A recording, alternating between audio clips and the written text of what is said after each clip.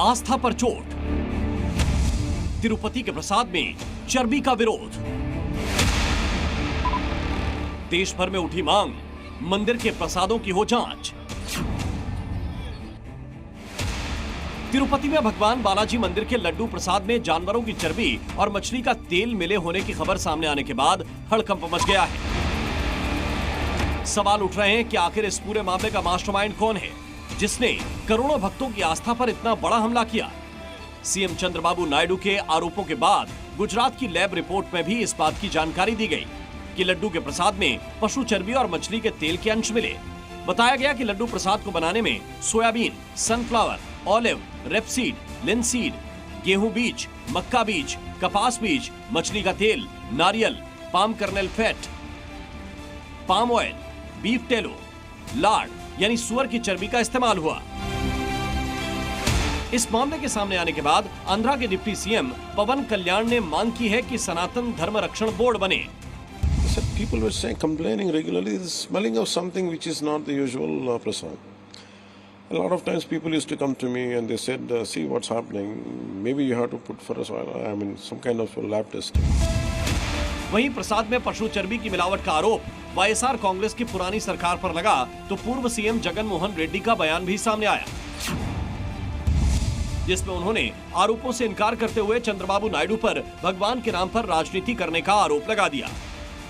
How Chandrababu Naidu has twisted the facts and why action should not be taken on Chandrababu Naidu for having done so.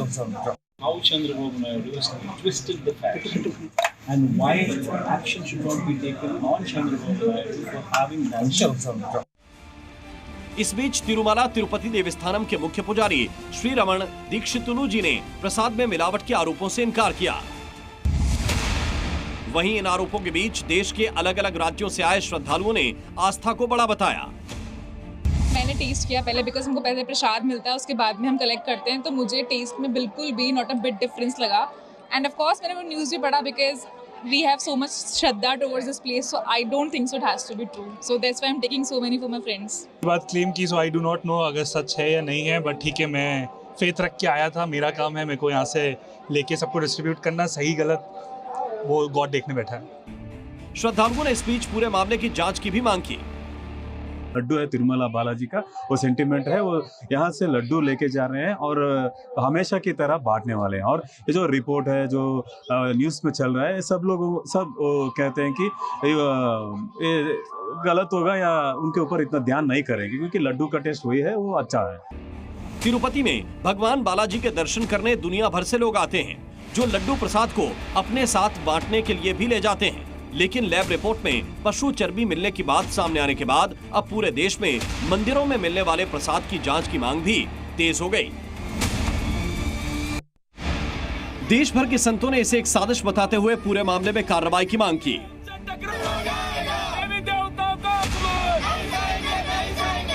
ये हमारे मैं समझता हूँ अंतर्राष्ट्रीय षड्यंत्र है। हमारी जो सनातन धर्म है, इस पर कुठाराघात है। और मेरी आस्था को समाप्त किया जा रहा है। केंद्र सरकार को तत्काल कार्रवाई करके दुकानदारों को जेल भेज के फांसी की सजा देनी चाहिए। वाराणसी के साधु संतों ने भी इस खबर के सामने आने के बाद नाराजगी जाहिर करते हुए दोषियों को सजा देने की मांग की है। सनातनियों को समझना चाहिए कि ये सरकारें हमारा कितना विनाश करने का कार्य करती हैं, हमारे लिए कितना दर्दनाक काम है। जो एक इस बात का निष्पक्ष जांच वो कराएं, जांच करा करके दोषियों को तुरंत कारागार में डालें। मथुरा में भी तिरुपति के प्रसाद में मिलावट के आरोपों पर हिंदुओं ने नाराजगी जताई। भगवान को तो कष्ट हुआ ही हुआ, जिन व्यक्तियों ने, भगवान के भक्तों ने प्रसाद लिया, उनको तो अति कष्ट हुआ होगा। दिल्ली के कनॉट प्लेस में मौजूद प्राचीन हनुमान मंदिर के महंत दुर्गेश जी ने भी जी मीडिया से बात करते हुए इसे हिंदुओं की आस्था पर चोट बताया। तो ये मंदिर प्रशासन कह लो आप या उनका स्टाफ कह लो, कुछ भी कह लो, बिना उनकी सहयोग के, बिना उनकी अनुमति के इस तरह का कार्य असंभव है इतने बड़े स्थान में। वहीं मंदिर पहुंचे भक्तों ने भी आरोपियों के खिलाफ कड़ी सजा की मांग की। उचित दंड देना चाहिए, बिल्कुल बख्शा ना जाए किसी को भी। और कहीं ना कहीं लाखों लोगों के साथ खिलवाड़ का मतलब ये है कि अगर एक के साथ जो सज़ा होती है, तो आप लाखों अगर व्यक्तियों के साथ छल करेंगे तो उसकी क्या सज़ा होनी चाहिए। जी न्यूज़।